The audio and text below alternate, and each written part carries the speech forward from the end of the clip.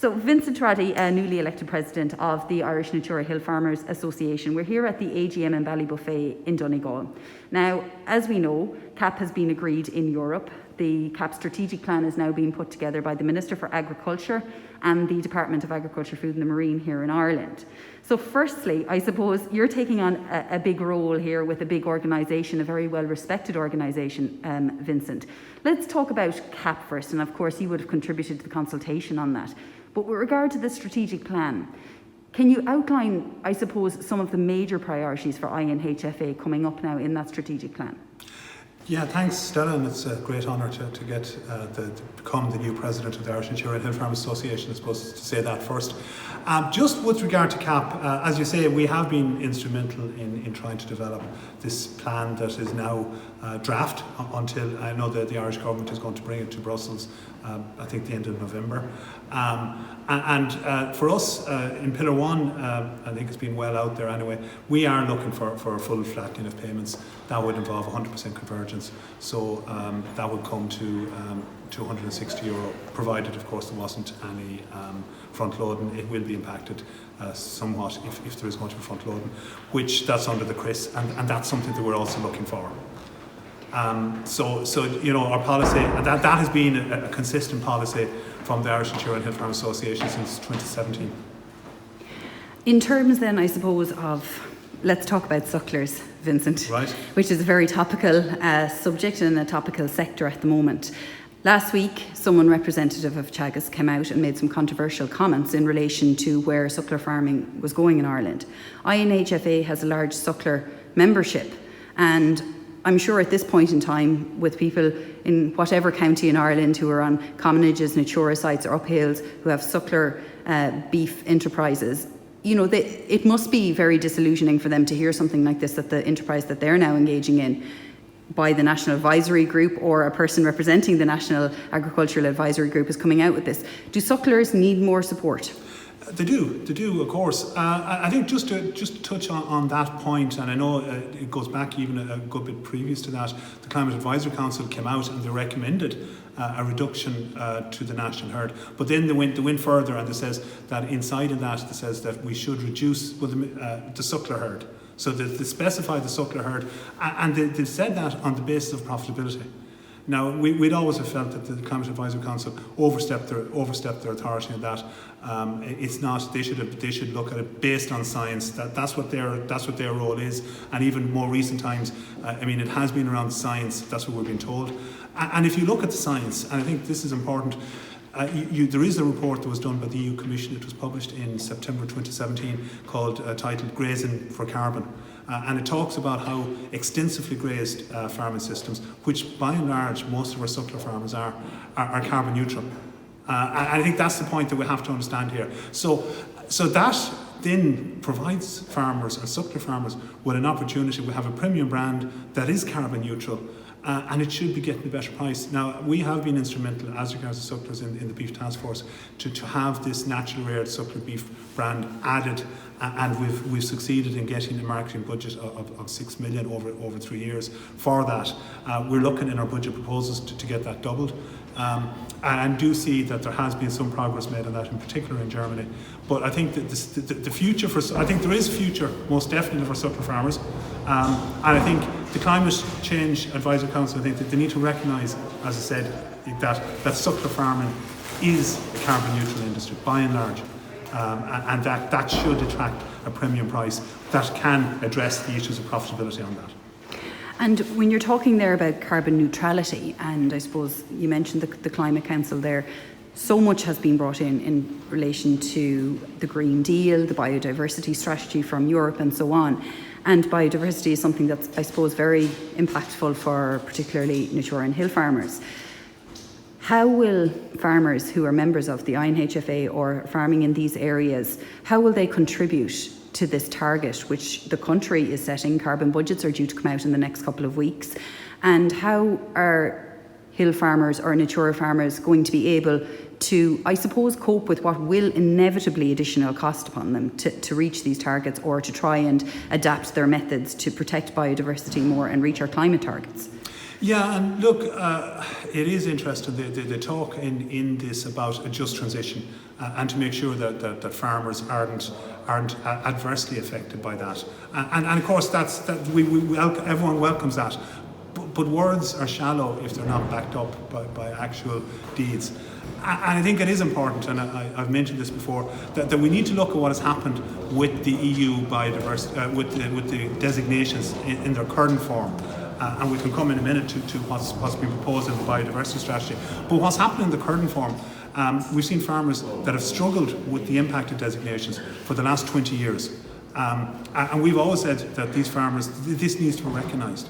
I mean, there are inside of that, there's 39 activities that requires consent that has impacted heavily on their ability to generate an income. In effect, in some cases, it has sterilised their land.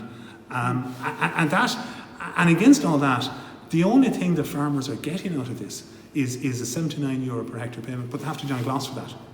Now, when you look at that, we think, and then when you look at that and you compare it to what the talk is now about a just transition, then there doesn't seem to be a just transition for farmers who have been delivering on biodiversity. And I think it's important to recognise that in that biodiversity, and these Natura networks that is there, and this 13% of Ireland has a Natura network. But inside of that, the EU Nature Fitness Check from 2017 outlined how that is delivering between 200 to 300 billion euro a year to the European economy. And if you translate that back to Ireland, it's delivering, we estimate, 2.5 billion euro a year to the Irish economy, which is working out about 3,000 euro a hectare. And yet, the best these farmers can get is 79 euro a hectare, and they have to join glass for that. So when we talk about climate and a just transition, this issue has to be addressed first, because this is an issue of trust. And if we don't get that, then I think any farmer, whether they have designated land or not, should do well to look at this and recognise what is happening here, because this cannot be what's going to happen for all farmers going forward. Absolutely. And what about the farmers that don't qualify for glass, or maybe don't qualify for the new pilot agri-environment scheme? Yeah, I mean, they should qualify if they have Natura, that will get them in. However, I mean, in some cases, look, you don't have to have Natura land to get in. It is 79 euro a hectare. If you look at other measures that are there in glass, they're going to get far higher payment. So I think, 3,000 euro as opposed to 79 euro a hectare, it's a poor deal for the farmers. And again, I need to come back, and I think farmers that don't have these designated lands don't fully appreciate the impact. I mean, if you want to increase your stock numbers, you have to get permission. If you want to decrease stock numbers, you have to get permission. If you want to change the type of stock, you have to get permission.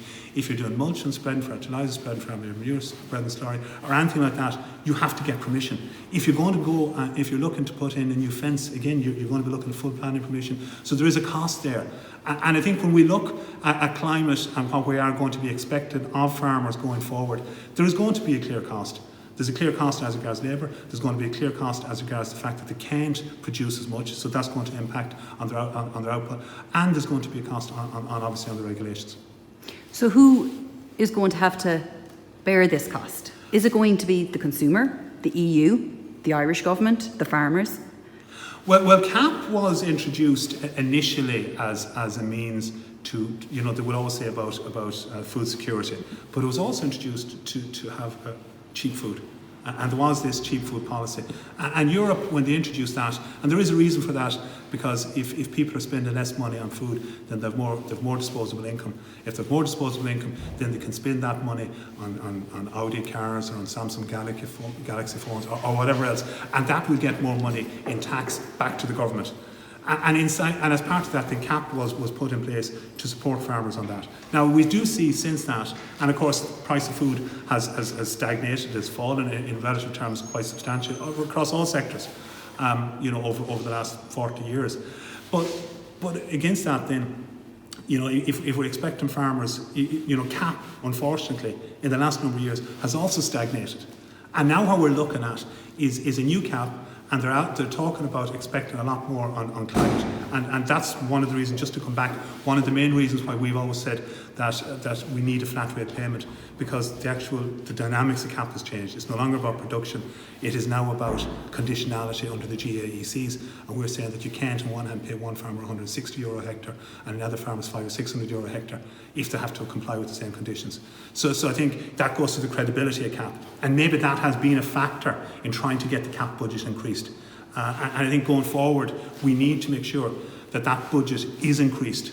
And I think the European consumer needs to recognise that. That if they're going to have cheap food that is safe, that they can guarantee is safe, then there's a price to be paid either in higher food prices or we support farmers more for doing that. But you can't have a situation which we now have that farmers are expected to do more and more and more, and the price of food continues to fall in relative terms. And Vincent, the Minister for Agriculture, Food and Marine, Charlie McConalogue, is here today, and he is meeting with representatives from INHFA. What are you impressing upon him? Well, we are going to be clearly coming back to CAP. We are going to be impressing on him the need to go for the full 100% convergence. And I know that is going to be a decision that he'll announce, I'm sure, in due course. I can't imagine he'll announce it today. And I'm not saying it will be 100% convergence. The front loading element, as I said to Chris, we're going to be pushing hard at that. And then on the eco scheme, just, we want to make sure that we have measures available for all farmers, and that is, we understand, going to be a flat rate eco scheme. So that's going to be there. In Pillar 2, just in CAP, we are looking for a budget of 850 million, an annual budget of 850 million. That's a major increase. We're looking at, currently there's a budget of 590, it works out, I think. So the Irish state can provide additional funding beyond the 50-50 that most people assume. So I think it is important that we do that. And then just going into biodiversity strategy, I know it's not in Minister McConalogue's remit, but we do have to look at that. And we have in our budget proposals outlined the need for €150 per hectare per year for farmers on every hectare of designated land.